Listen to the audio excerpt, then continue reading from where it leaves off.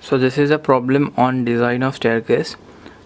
The problem given is design one of the flights of a stair of a hostel spanning between beams longitudinally to suit the following data.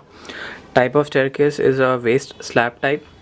Number of steps in one flight is 12. Tread is 300 mm.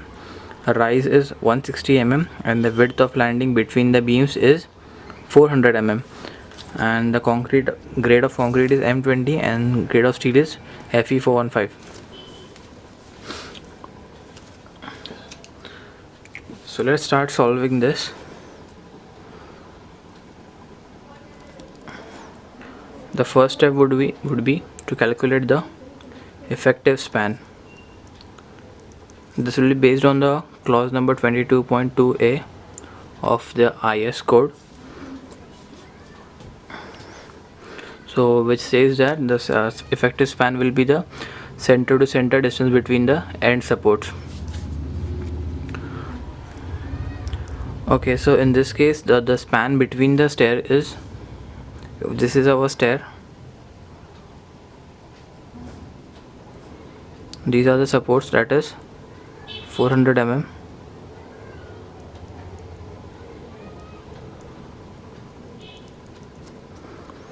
Number of treads is 12. So our going will be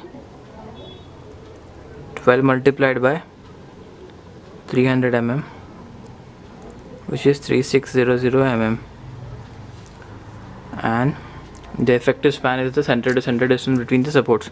This is our going 3600. So L effective would be 3600 plus 200 mm from this side and 200 mm from this side. So the effective span would be 4000 mm, which is equal to 4 meter. Now the second step would be to calculate the thickness or the depth of the waist slab.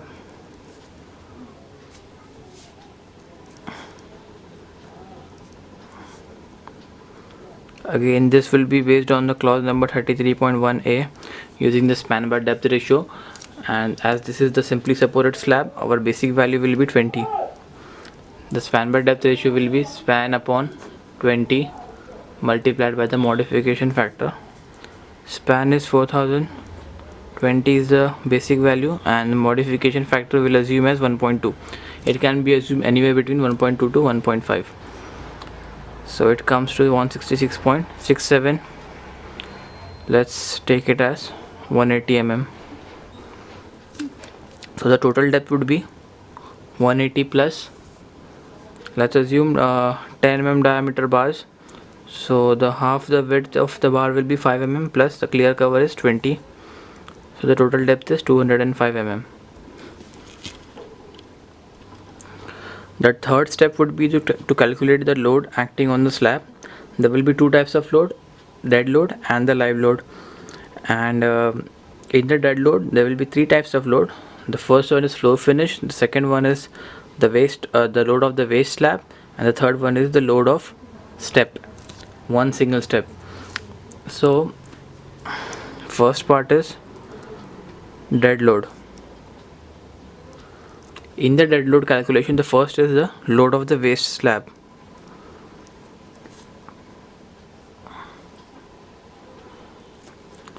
So suppose this is our step,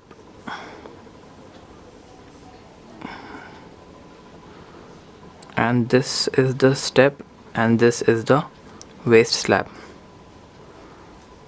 This is the tread and this is the riser. So in the design of staircases, it is assumed that the load is acting horizontally on the waist slab and not inclined. It is assumed to be acting horizontally on the waist slab. So for the calculation load of waist slab, we will multiply the density of concrete, that is 25, by the area of the waist slab, cross sectional area, which is depth multiplied by this part. This is the area, effective area, or the cross sectional area. So this is W, that is, or D, multiplied by this portion, which is under root of r square plus t square. Okay, and we will divide it by t again because we wanted to be acting horizontally. So 25 multiplied by 205 multiplied by under root of 0.205, because this is in kilonewton per meter cube. 0.16 plus 0.3 square upon 0.3, we get 5.8 kilonewton per meter square. The second thing would be to calculate the load of one step.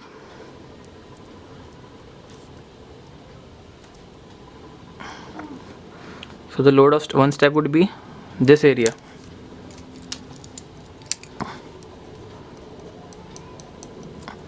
Which will be the area of triangle, which is given as half into r into t, and we want it to be acting horizontally, so we will divide it by t.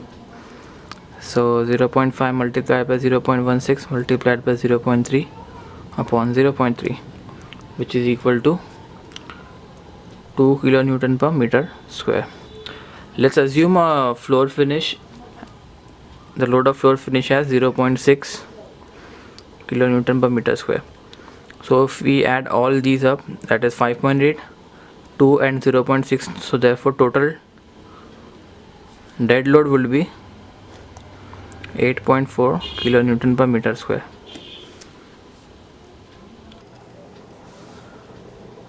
Now the second type of load is the live load.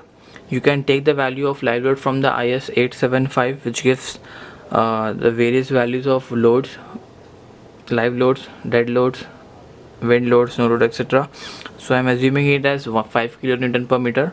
So that's it, and the total dead load was 8.4 kilonewton per meter square. I am dividing it by 1 meter because for designing slabs we assume the load to be acting per meter width of the slab, and the total load would be 13.4 kilonewton per meter, and I multiplied it by 1.5 because we want the factored load. So this is the factored load WD.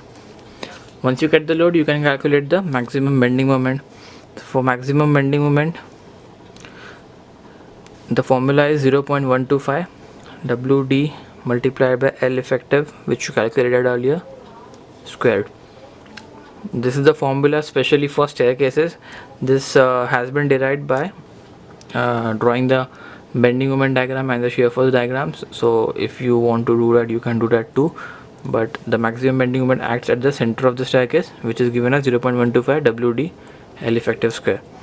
So 0.125 multiplied by 20.1 multiplied by 4 square, so that is 40.2 kilonewton meter. Now further the steps would be same what we did for one-way slab. Fourth step is check for depth. So M is equal to 0.36 FCK XU max B D minus 0.42 XU max. Now I'll plug all the values here.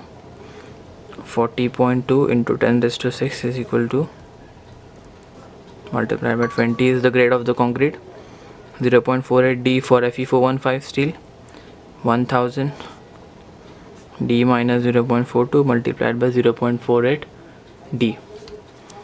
So if we calculate D using calculator, you get 120 mm, which is less than 180 mm, which we assumed earlier. So this is okay.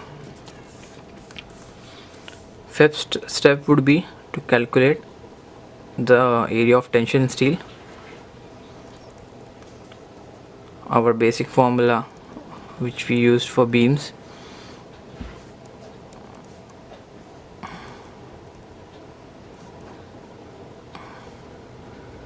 B into D, 0.5 again 20 15 1 minus under root of 1 minus 4.6, maximum bending moment is 40.2 into 10 raised to 6,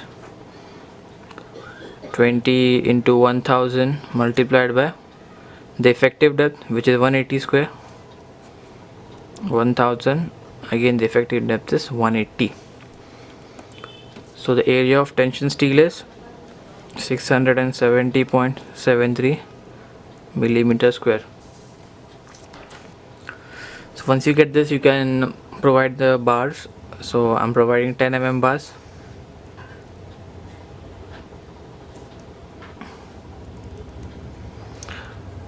So the spacing would be, area of one bar is pi by 4 multiplied by 10 square upon the AST required is 70.73 multiplied by 1 meter, which is in mm.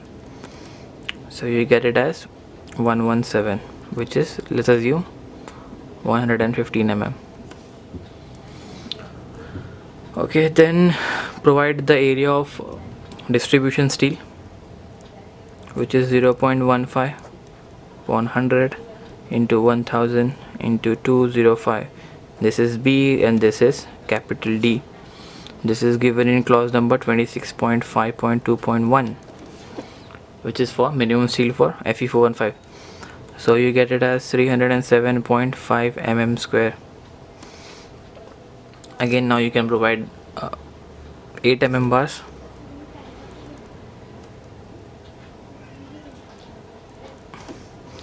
So your spacing would be pi by 4 multiplied by 8 square upon 307.5 into 1000. You get it as 163 mm. Now you can also provide the check for spacing, for maximum spacing.